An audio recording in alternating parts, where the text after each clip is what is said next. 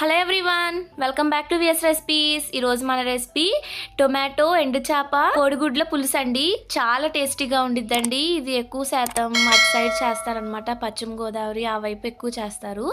కానీ అసలు మీరు ఇది ట్రై చేశారంటే చాలా టేస్టీగా ఉండిద్ది అనమాట. ఇప్పుడు ఇందులో నేను ఏ టైప్ ఆఫ్ పొడులు ఏమీ వేయట్లేదు అనమాట. ఇంట్లో ఉన్న వాటితోనే చాలా టేస్టీగా ఎలా ప్రిపేర్ చేసుకోవచ్చో చూపిస్తున్నాను. ఫస్ట్ అయితే దీనికోసం చింతపండు నానబెట్టుకోవాలండి. ఇలా కొద్దిగా చింతపండు తీసేసుకొని వాటర్ వేసేసుకొని దీన్ని ఒక 2 టైమ్స్ అన్నా బాగా వాష్ చేసుకోవాలన్నమాట. తర్వాత మళ్ళీ కొద్దిగా వాటర్ వేసేసుకొని చింతపండుని నాననివ్వండి. నానిపోవాలి. ఈ లోపల మనం ఎండు చేపల్ని ఇలా సైజెస్లో కట్ చేసుకోవాలి. ఇలా అన్నిటిని మనకి కావాల్సిన సైజులో కట్ చేసేసుకున్నాక వీటిని వేడి నీళ్ళలో వేసేసుకొని పైన ఉన్న వైట్ పోయేంత వరకు వాష్ చేసేసుకోవాలి. తర్వాత ఒక 4 దాకా ఎగ్స్ని బాయిల్ చేసుకున్నానండి. ఆ ఎగ్స్ తీసేసుకొని దానిపైన ఉన్న షెల్ మొత్తం తీసేసుకోండి. అన్ని ఎగ్స్కి పైన ఉన్న షెల్ మొత్తం తీసేసుకోవాలన్నమాట. తర్వాత ఇప్పుడు వీటికి మనం ఘాట్లు పెట్టుకోవాలండి. ఈ విధంగా నాట్లు పెట్టుకోవాలి. ఇలాగా నైఫ్తో కానీ దేంతో అన్నా కానీ ఈ విధంగా ఎగ్కి ఇలాగా నాట్లు పెట్టుకోవాలన్నమాట. అప్పుడు ఏంటంటే మనం చేసే పులుసు అంతా ఈ ఎగ్స్కి పట్టి టేస్ట్ అనేది చాలా బాగుండిద్ది అనమాట. ఎగ్ అనేది చాలా టేస్టీగా ఉండిద్ది. సో అన్నిటికి ఈ విధంగా నాట్లు పెట్టేసుకోవాలి.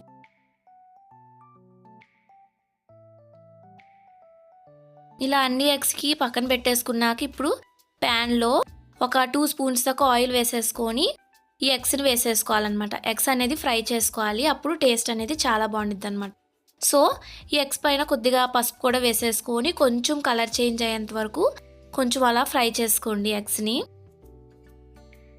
ఇలా ఎగ్స్ ఫ్రై అయిపోయాక పక్కన పెట్టేసుకొని అదే ఆయిల్లో మనం శుభ్రం చేసుకున్న డ్రై ఫిష్ని వేసేసుకోవాలి. ఇలా ఎండు చేప వేసేసుకొని దాన్ని 2 సైడ్స్ 1 నిమిషం పాటు అలా ఫ్రై చేసుకోవాలి.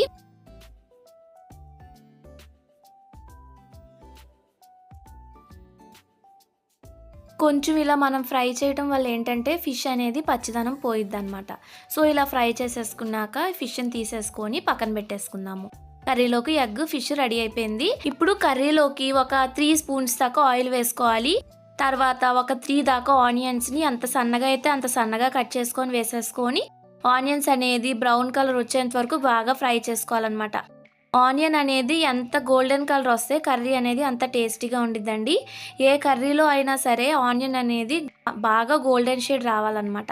తర్వాత ఒక 3 దాకా టొమాటోస్ని ఎంత సన్నగా అయితే అంత సన్నగా కట్ చేసుకొని వేసుకొని ఒక 2 దాకా గ్రీన్ చిల్లీస్ని ఇలా బోర్గా కట్ చేసుకొని వేసుకొని టొమాటోస్ అనేది సాఫ్ట్నెస్ అయ్యేంత వరకు బాగా మగ్గించుకోవాలన్నమాట. టొమాటోస్ అనేది బాగా మగ్గిపోవాలండి.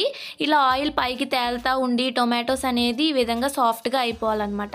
తర్వాత మన రుచికి సరిపడినంత సాల్ట్, 1 స్పూన్ దాకా కారం, ఒక 1/2 స్పూన్ దాకా పసుపు కూడా వేసేసుకొని 1 నిమిషం పాటు అలా ఫ్రై చేసేసుకోండి. తర్వాత మనం ఫ్రై చేసుకున్న డ్రై ఫిష్ని వేసేసుకోవాలన్నమాట. అది కూడా వేసేసుకొని 1 నిమిషం పాటు అలా కలుపుకోవాలి. తర్వాత ఒక 1/2 గ్లాస్ వరకు వాటర్ వేసుకొని మూత పెట్టేసుకొని ఉడికిచ్చేసుకోవాలి. ఒకసారి ఇలా కలుపుకోవాలండి. ఇలా మనం వాటర్ వేసుకొని ఇప్పుడే ఉడికించుకోవడం వల్ల ఏంటంటే ఫిష్ అనేది కొంచెం ఫాస్ట్గా ఉడికిపోయిద్ది అనమాట. పులుసు వేస్తే ఫాస్ట్గా ఉడకదు. సో ముందే ఇలా ఉడికిచ్చేసుకోవాలి. మూత పెట్టేసుకొని బాగా ఉడికించుకున్నాక మన పులుపుకి తగినంత చింతపండు రసాన్ని యాడ్ చేసుకుందాము.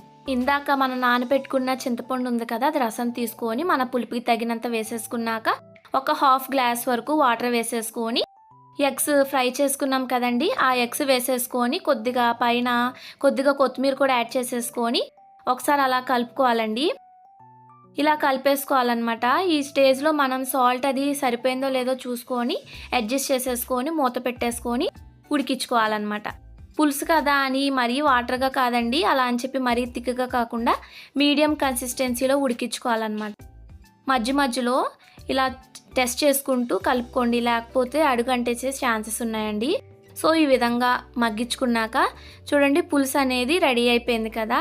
అంతేనండి, సూపర్ టేస్టీ టమాటా కోడిగుడ్లు ఎండు చేప పులుసు రెడీ అయిపోయిందండి. మీరు కూడా తప్పకుండా ఇంట్లో ట్రై చేసేయండి.